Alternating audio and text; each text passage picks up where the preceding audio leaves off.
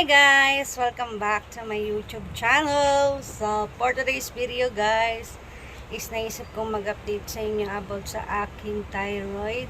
So, medyo natagalan na naman ako bago mag-upload dahil ito nga ang inaasikaso ko ngayon. Dahil masasabi kong hindi nga siya biro na. Talagang hindi na talaga siya biro. So, bago natin simulan tong video na to guys, please make sure na nakasubscribe ka na sa aking YouTube channel. And click mo na rin yung notification bell para lagi kang updated sa mga ilalabas natin mga bagong update. Yeah, so sisimulan ko na sa inyo guys. Explain ko sa inyo kung ano ba yung mga inaasikaso ko ngayon about sa aking thyroid. So, let's go. Nagkabit ako ng microphone guys kasi para mas clear ko sa inyo ma-explain ko ano na ba yung bagong update sa aking thyroid. And napakalakas din kasi ng ulan, baka hindi nyo ako marinig. So, ito na nga yung bagong update sa aking thyroid. After ng birthday ko, guys, is nagpa-check up ako ulit. Dito na lang sa may hospital dito sa amin kasi napakalayo ng Jose Reyes. And ang tagal ko na rin kumuha ng appointment doon through online. And halos isang buwan na mahigit. Wala pa rin ako nakukuhang appointment. So, nagbakasakali ako dito sa may OPD sa amin, dito sa hospital sa Balgen. So, okay naman. Kahit pa paano naman is nakakapagpa-check up na ako doon. And eto na nga siya, guys. Ayan nga yung inaasikaso ko dito sa may hospital dito sa amin.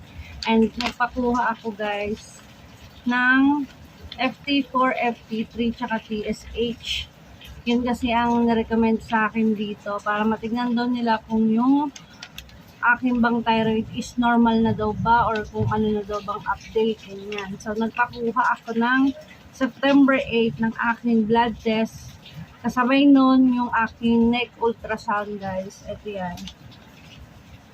Ayan, ito guys. Nagpakuha ako ng aking ultrasound sa aking neck.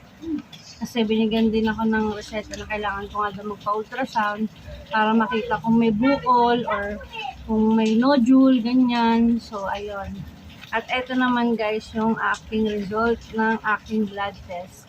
So, yung aking FT4, FT3, tsaka THS is parang sa nakikita ko sa reference is parang normal naman. And nung dinala ko na siya sa hospital dito sa may OPD sa amin, kahapon lang, eto na nga yung naging result. Yung FT4 at FT3 ko is normal na. Pero yung THS ko guys is napakababa.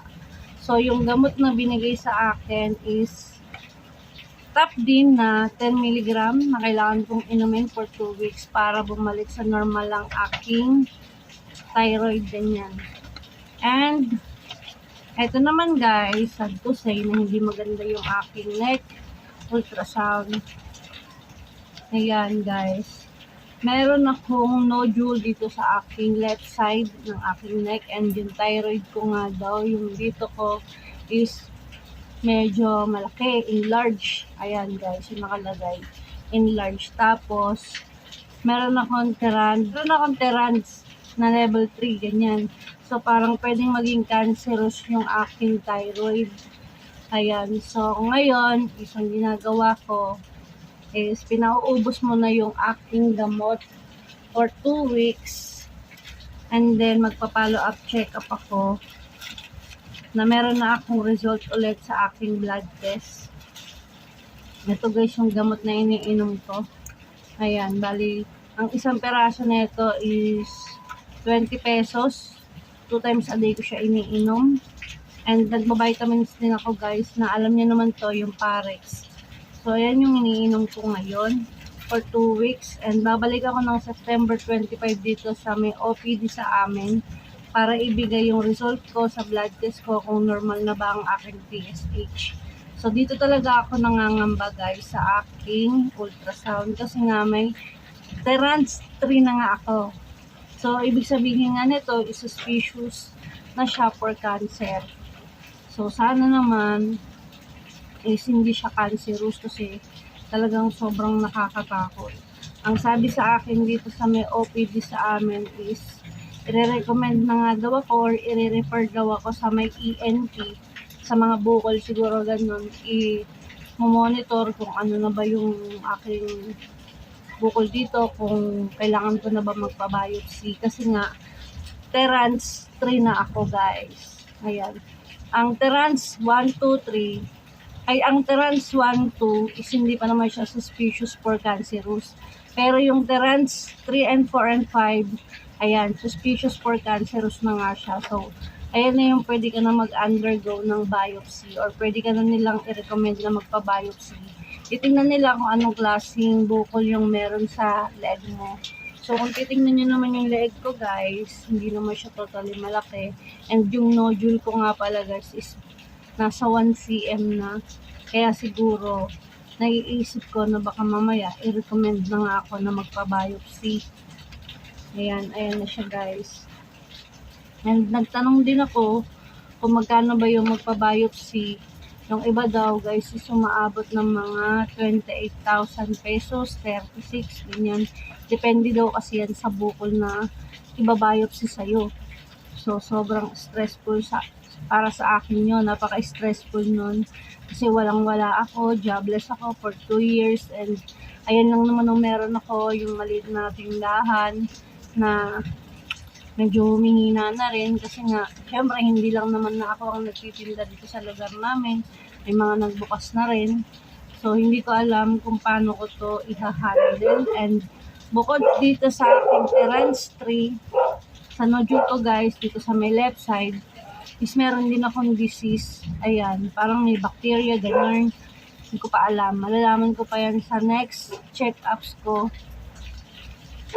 Talaga namang nakaka-worry talaga. Ayan talaga ang pinagdadaanan ko ngayon, guys. Kaya hindi ako makapag-update, makapag-vlog ng maayos din. Dahil inuuna ko nga talaga yung aking health. Sabi sa akin dun sa may OPD, maging benign daw ang aking nodule sa cancerous, is imo-monitor daw nila yan.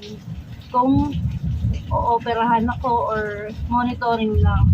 Pero para sa akin siguro kasi, guys, kaysa antayin ko pa yun, kung pwede ko namang isuggest na magpa-surgery na lang din ako para hindi na rin ako nahihirapan sa mga sintomas, magpapa-surgery na lang din ako. Ang problema ko, guys, is yun nga yung sa mga pagpapabiopsy ko, naaabot nga ng mga 36,000 dahil nagtanong na rin naman ako sa may UST. Nagtanong din ako sa St. Luke's at saka sa may Chinese. Kasi halos karamihan kasi ng public, guys, is parang by schedule. Kasi ang sabi sa akin sa OPD ko, guys, kailangan ko na nga daw kasing parang nire-rush na siya, urgent na siya, ganun.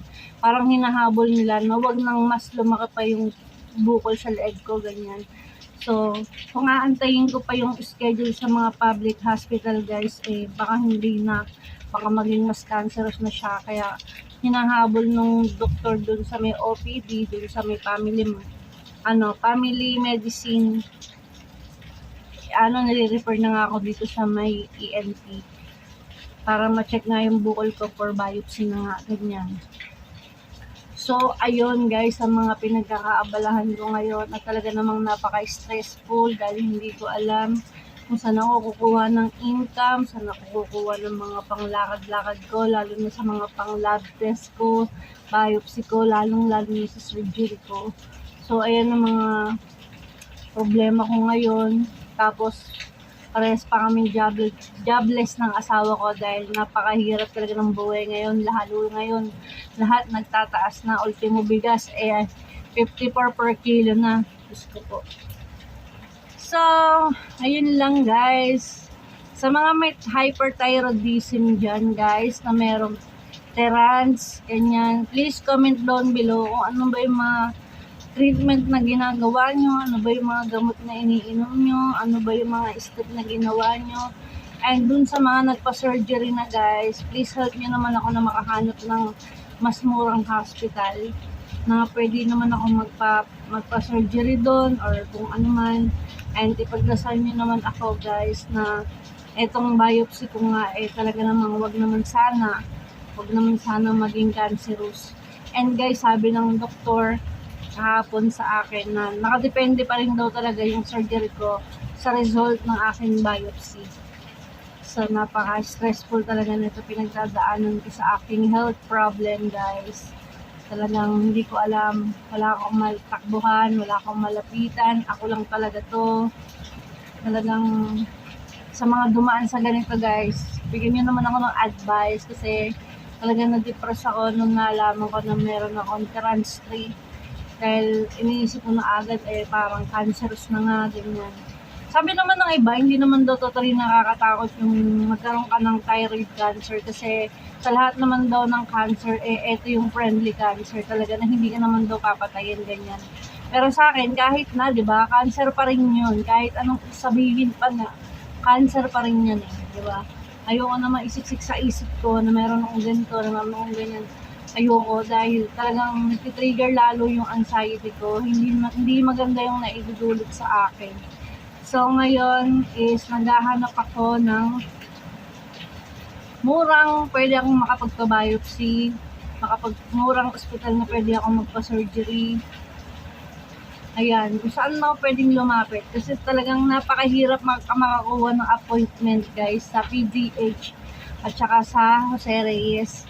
Ayan, sinubukan ko na talaga dyan sa mga yan. Talagang nahihirapan ako halos isang buwan na mahigit. Wala pa rin akong appointment dyan.